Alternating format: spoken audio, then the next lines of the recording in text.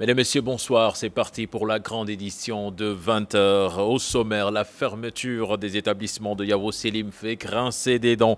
C'est le président national des parents d'élèves qui monte au créneau. Mamadou Bassirou Kébé soutient que l'État du Sénégal est en train de sacrifier toute une génération en voulant confier la gestion à Marif. La colère des populations de Ngongom et Lambaye dans le département de Bambey. Elles s'insurgent contre le tracé de l'autoroute Ila-Touba. Ces populations réclament des ouvrages de correction pour éviter l'enclavement de leur localité. La carte postale de ce dimanche nous mène au nord du Sénégal où des populations de 3 pays différents essayent à leur manière de néantir la loi Gaston Defferre en se réclamant d'une même identité. Et puis en sport, retour sur la rupture du contrat, l'amiable entre la FSF et Romaille. Que sous-entend cette rupture ?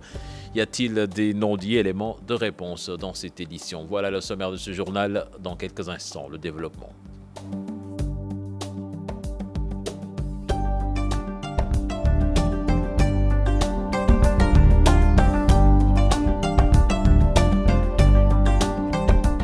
Bienvenue à toutes et à tous. L'État du Sénégal a décidé de fermer toutes les écoles Yavuz Selim, une décision qui irrite le président national des parents d'élèves du dit établissement. Pour Mamadou Bassirou Kébé, l'État du Sénégal est en train de sacrifier toute une génération d'écoliers en voulant confier la gestion à Marif. Il a rencontré nos reporters Chertidiane John et Tierno Laurent Mendy.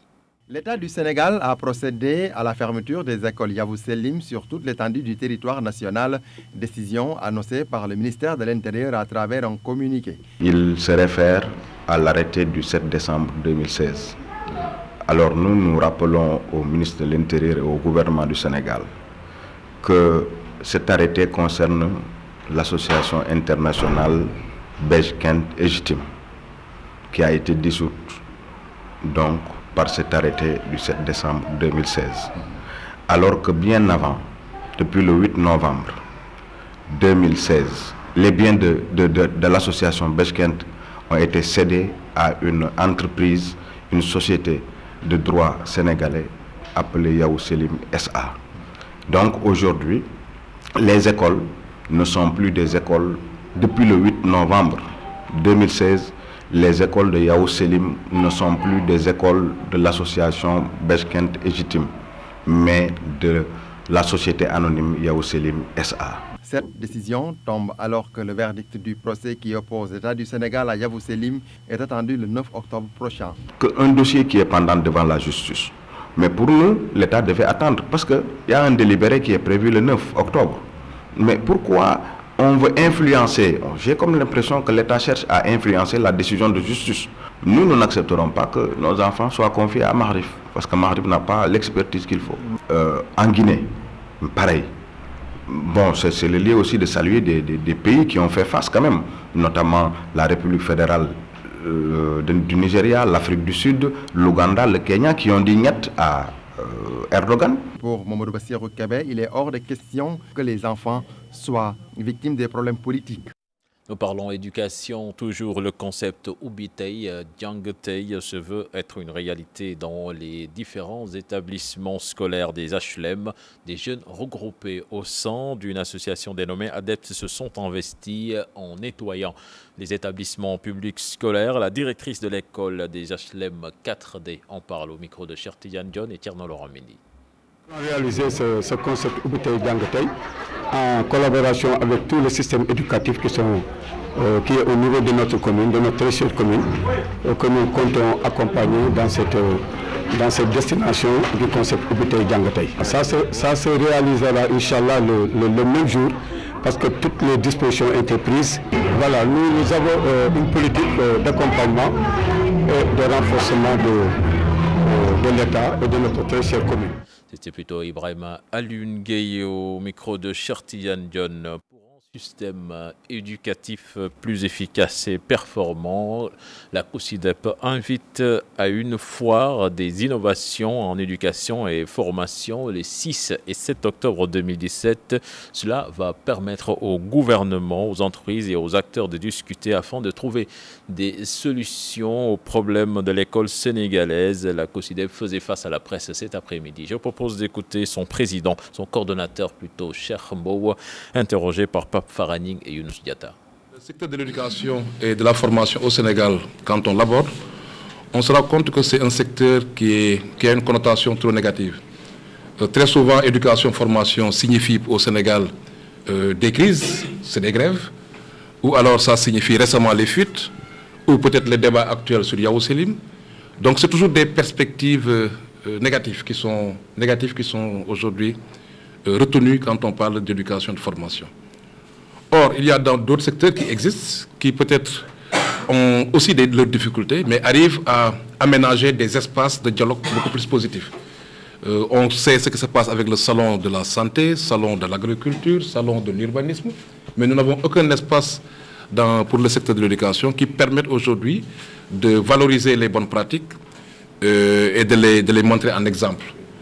Et c'est dans ce sens-là que nous avons dit qu'il nous faut aujourd'hui aménager un espace de discussion, un espace d'échange beaucoup plus positif qui nous permette évidemment de pouvoir mettre en avant les bonnes initiatives qui sont prises par les acteurs, parce qu'il y a de bonnes initiatives prises par des acteurs communautaires à la base, et montrer une autre image de l'éducation et de la formation. Et puis nous parlons de la préparatif de la rentrée scolaire. La rentrée scolaire prévue le 9 octobre prochain. Le marché des habits pris d'assaut par les parents d'élèves pour préparer l'ouverture des classes entre boutiques de prêt-à-porter et magasins de fripe. L'offre est diversifiée, nous disent nos reporters Aminata Mbaresso et Tierno Laurent Mendy. À une semaine de l'ouverture des classes, le marché se met aux couleurs de la rentrée. Dans cette boutique, des habits pour enfants constituent l'essentiel de la marchandise. Je vends des habits de seconde main. Ils sont de bonne qualité. Et puis le prix est vraiment accessible à tous les parents d'élèves. Par exemple, tu peux avoir une chemise à 1000 francs, également un pantalon pour enfants à 1000 francs.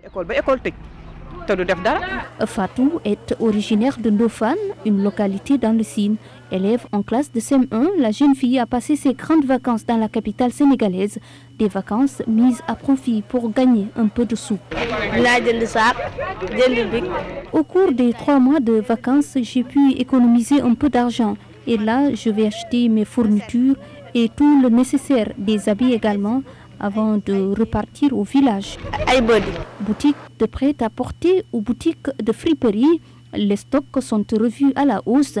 Rentrée des classes oblige. J'ai commandé d'autres stocks pour préparer l'ouverture des classes. Regardez dans ces 2 sacs, l'essentiel est composé d'habits pour enfants. Ensemble chemise avec jean, ça dépend de qualité comme ça quoi. Mais ça varie de combien? Ça varie entre 6 000 et 7 000, 8 000. Outre l'achat des fournitures scolaires, les habits sont aussi un intrant essentiel pour les préparatifs de la rentrée des classes. Sans lui, a honoré la Miss Mathématiques 2017. Anta Diong, élève en 4e à l'école Sidi Ndiaye, a reçu les hommages de toute une ville, occasion saisie par l'inspecteur d'académie pour inciter les filles à opter pour les matières scientifiques. Écoutons Boubacar Sow au micro de Seynou Diop. Elle a remporté le prix Miss Mathématiques lors du concours Miss Sciences organisé par le ministère de l'Éducation nationale. Donc il y a 2 étapes. La première étape, c'est la sélection au niveau de l'académie. Donc chaque académie présente ses candidats. On se rend compte que les sciences, les mathématiques ne sont pas un domaine réservé aux garçons. Et qu'il faudrait, à travers des activités similaires, travailler à l'émergence d'une élite féminine dans ces domaines. Et je crois que c'est possible. Nous travaillons à détecter des talents, mais également à les offrir en exemple pour que les filles, partout où elles se trouvent dans cette académie, puissent, à l'image de leurs camarades, faire les efforts nécessaires parce qu'elles vont se dire que c'est possible. Et c'est bien possible.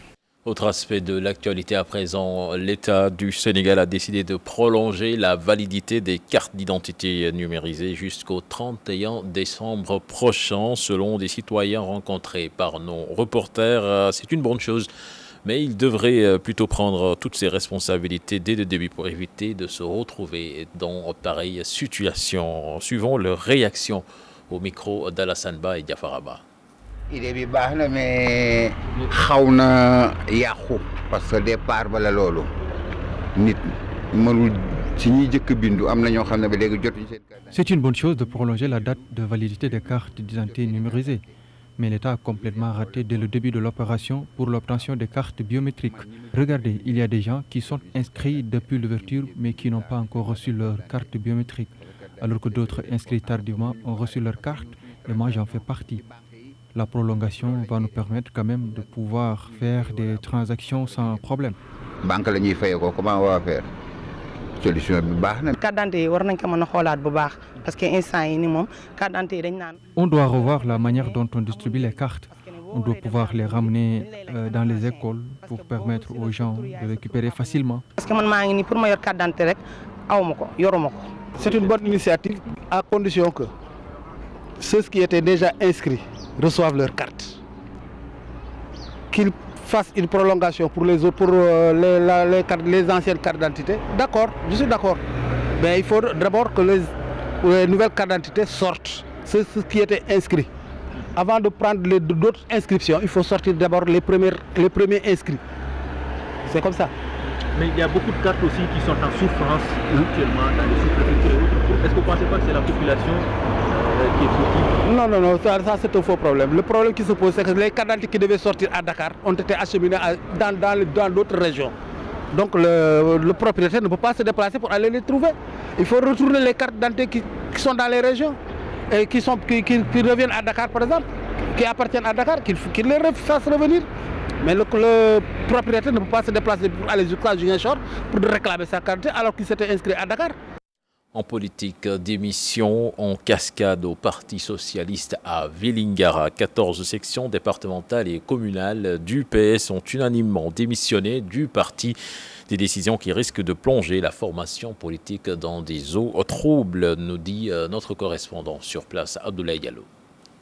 Les militants du Parti socialiste de Vélingara ont déclaré l'oraison funèbre du PS dans cette partie du pays. Les 14 sections communales et départementales du Parti socialiste ont unanimement déclaré leur démission du parti de Ousmane Tanor Dieng. Nous avons réuni en assemblée générale l'ensemble des militants du Parti socialiste du département de Vélingara, toute coordination confondue, les 14 sections.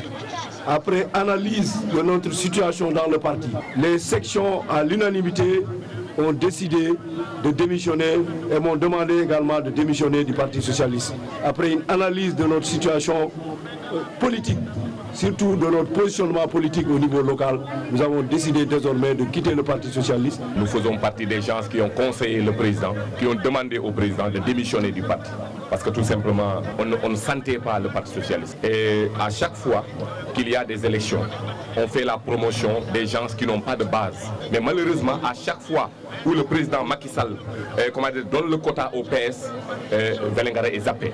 Donc, comme on ne cherche pas Dieu en politique, nous avons décidé de démissionner officiellement du Parti socialiste. Jamais dans l'histoire politique de Vélingara, ce département a connu un si grand mouvement de démission de militants d'un parti politique, ce qui ne laisse pas indifférents les jeunes du PS de Vélingara.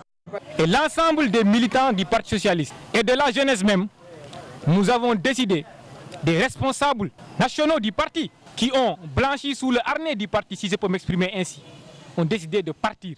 valeur du Parti socialiste moo ñu fa dugaloon héritage Senghor moo ñu fa dugaloon mais daw neen ba gis ni l'héritage de Senghor a été bafoué. On a vu qu'aujourd'hui les valeurs du Parti socialiste ont été bafouées. kon nag mënatuñu continuer di dem ci parti boo xam ne gisatuñu fa valeurs yi dem ci parti boo xam ne ñu leen waroon incarner valeur du Parti socialiste aujourd'hui ils sont devenus des anti-valeurs. Dans les prochaines semaines, il compte se réunir en assemblée générale pour choisir la formation politique auprès de laquelle ils vont déposer leur baluchon.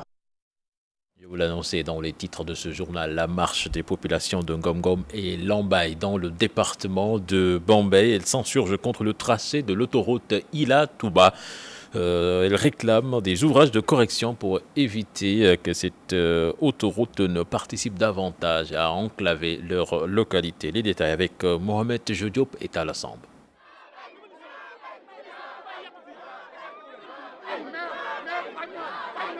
Donc pour les travaux de l'autoroute Ila-Touba, nous avions constaté qu'il n'a pas été prévu de passage, voire même un pont entre les deux communes. Et de ce point de vue, beaucoup d'élèves quittent Lambaye, n'est-ce pas, pour aller suivre leur cours au collège de Ngogom.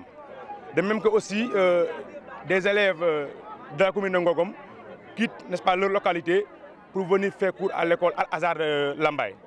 Donc cela constitue quand même un obstacle. Et dans tous les cas, nous sommes des citoyens sénégalais, nous sommes des personnes quand même de la localité. Donc nous sollicitons au président de la République la construction de passages et de ponts quand même pour mieux permettre, n'est-ce pas, les conditions de vie des localités.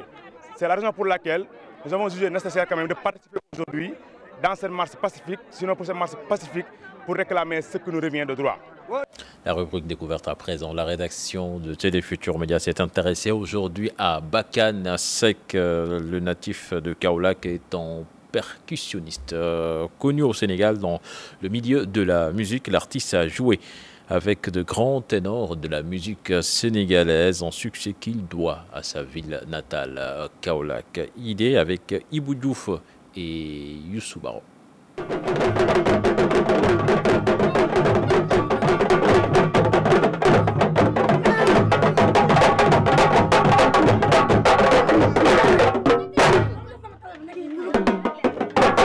Quand on parle de la percussion dans le monde de la musique, Bakane Seck est un artiste reconnu par ses pairs au Sénégal. Un talent qu'il doit à sa formation dans sa ville, Kaolack. J'ai grandi ici à Kaolack. C'est dans cette ville que j'ai appris à jouer aux percussions. J'avoue que je dois tout à cette ville. Kaolack, sa ville natale, une localité chargée de culture. Entre Sine et Saloum. La richesse culturelle du Sine Saloum est énorme, ce qui fait qu'on a beaucoup appris ici, à Kaolack. Bakane Seck a joué avec beaucoup d'artistes sénégalais, avec à la clé beaucoup de voyages à l'étranger, ce qui fait de lui un vrai ambassadeur. Royal Festival Hall, j'ai été un peu partout en Europe. J'ai joué à Wembley et dans d'autres villes d'Europe. Mais à chaque fois, j'essaie de représenter Kaolack. En tant que Domou Salom. Dans cette ville, jouer les percussions révèle d'un véritable art. Des références ont aussi balisé le terrain à Kaolack. Sama papa Iba Samba, ku melni Omar Thiam, ku melni Mayik, ku melni Vieux Seck, sunu taw, Ali Gueye. Bakane Seck et les percussions, une vraie question d'amour. Kaolack, sa ville d'inspiration, il vient souvent se ressourcer pour franchir d'autres paliers.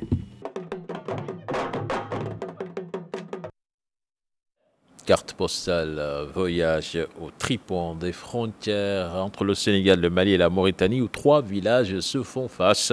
Des populations victimes de la loi Gaston Defferre des années 50 qui a disloqué les États africains en micro-États. Ces populations de cette partie du Haut-Sénégal se réclament d'une même identité. Ils partagent le même quotidien. Les détails avec Ibrahima Kamara.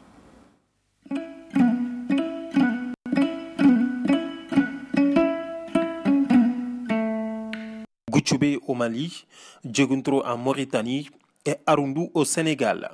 Nous voici aux frontières de ces 3 pays séparés par le fleuve Sénégal d'une part et d'autre part par la Falémé, un affluent du Sénégal. La loi Gaston Defferre, votée dans les années 50, sépara ici un même peuple, une même famille. C'est une seule famille. Il n'y a que la frontière entre nous et même ces frontières ont été faites par le colonialisme. Sinon, avant, il n'y avait pas de frontières. Et surtout, nous enterrons nos cadavres ensemble, si en décès à Arundou, à Djogunto, à Gouchoubé. Et surtout encore, on se marie entre nous. Au fil de l'eau, les vestiges du passé témoignent de l'ancienneté des civilisations qui ont vécu sur ces rives, de Saint-Louis à Caille. À Arundou, on y trouve un poste de santé qui dessert les villages riverains des autres pays sans distinction de nationalité. Nous avons là, en face, de l'autre côté, la Mauritanie, de l'autre côté, on a le Mali. Donc on n'a pas mal de problèmes. Donc Arundou, c'est Arundou qui polarise beaucoup de villages actuellement, grâce à notre infirmier, notre brave infirmier. Donc aujourd'hui, nous voudrions même que les États mauritaniens, sénégalais ou maliens augmentent cette relation entre nous. Le Guidimaha, séparé entre le Mali et la Mauritanie par la Grande Mare appelée Kharé-Khoré, le Gadiaga, disloqué aussi entre le Mali et le Sénégal à hauteur de la Falémé, les régions de Caï, Sélibabi et Bakel, victimes d'une insouciance totale des décideurs de l'époque. Même si les frontières artificielles semblent couler ce même peuple, ce fleuve et ses affluents semblent les recueillir et les remporter comme une veine au cœur des continents profonds que rien ne semble plus arrêter.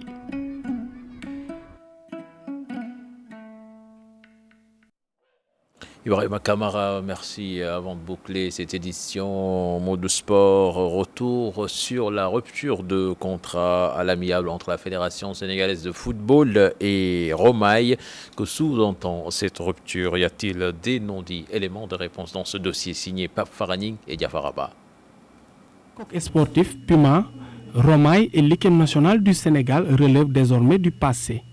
L'équipementier le plus contesté par les sportifs sénégalais et la fédération vient de rompre le contrat à l'amiable. Le tribunal compétent en cette matière, c'était le tribunal d'Abu Dhabi. Nous avons estimé que les va-et-vient que nous allons faire et la longue procédure que nous allons connaître, il vaut mieux trouver une voie à l'amiable qui nous permet très rapidement de trouver un nouvel équipementier. Sinon, nous allions faire 2 ans, 3 ans de procédure et nous serions bloqués sans nouvel équipementier. Nous avons pensé par souci d'efficacité qu'il fallait aller vite, trouver un accord à l'amiable et enchaîner parce que bientôt la Coupe du Monde arrivera et nous pensons que nous devrons nous qualifier. Cette rupture à l'amiable soulève beaucoup de questions chez les Sénégalais. On nous amène un équipementier qui, dans le monde, habille une seule équipe, qui est la Jamaïque. Je ne sais pas où est-ce qu'ils sont allés chercher. Et alors qu'il y a des équipementiers ici qui pouvaient habiller l'équipe nationale du Sénégal.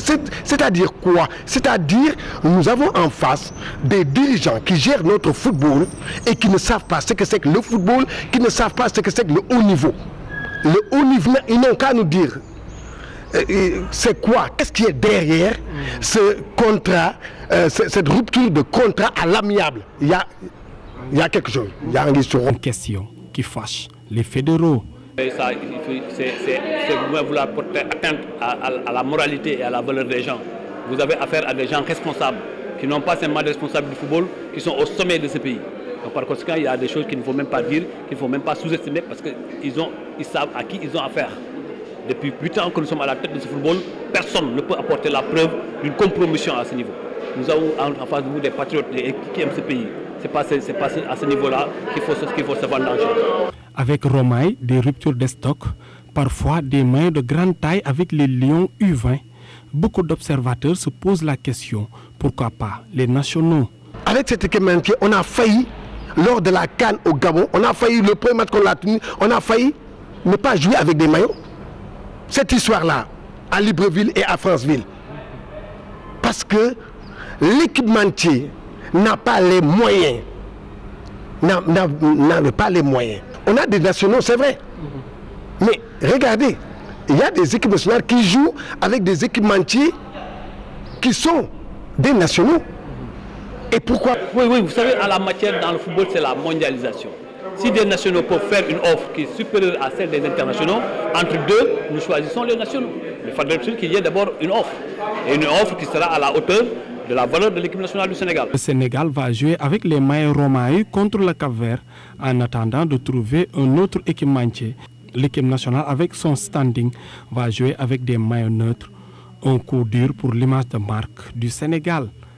Merci à vous, Pafaraning et Diafaraba. C'était le dernier élément de ce journal. Prochain rendez-vous pour l'information, ce sera à 0h avec le tout en images. Excellent suite de programme en compagnie de la Télé Futurs Médias. Au revoir.